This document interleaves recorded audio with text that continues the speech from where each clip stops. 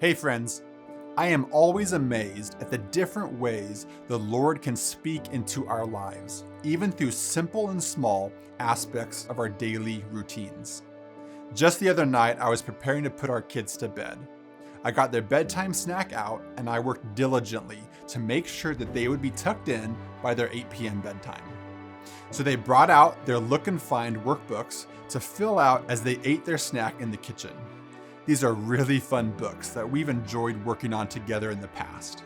And my youngest son was specifically excited to do it with me again. So I told him that I would help him on a few pages while I finished cleaning up the kitchen, putting away dinner, and loading the dishwasher. So every few minutes I would look over and help him fill out his workbook. But I was super focused and dedicated to making sure that once I put the kids to bed, all of the chores would be done. So about 20 minutes later, I'm officially tucking the kids in, and my youngest son looks up at me and says, "The reason I wanted to do the look and find was to do it with you." Emotional pause on my part. Talk about a dagger in the heart. Yes, my son wanted to do this activity with me, but I was not willing to give him my full attention, just part of it.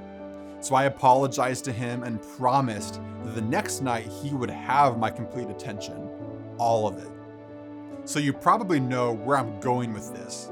I find that this happens in my personal relationship with God much more often than I like to admit.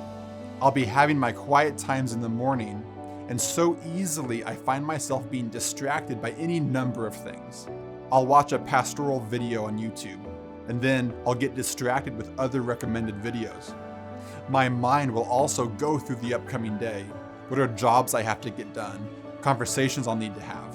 And sometimes I'll even read a Bible verse or an encouraging passage in a Christian book, and my mind will begin analyzing those ideas, and I'll end up having conversations with myself about what I just read.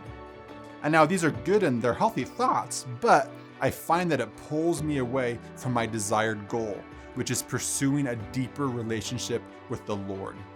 Am I really spending time with Jesus, or am I spending time with Jesus who just so happens to be in the same room? I think we can all agree that we can be with somebody in the same room, but not really be with them. It says in Matthew 6:6, "When you pray, go away by yourself, shut the door behind you, and pray to your Father in private. Then your Father who sees everything will reward you." And always be encouraged that Jesus wants to be pursued by us. In James 4:8 it says, "Come near to God, and He will come near to you." I know it's a hard question to ask, especially if we're being honest. But for myself, am I giving God my best? Where is my attention and focus? Am I giving the Lord my attention, or am I giving the Lord all of my attention, my complete attention?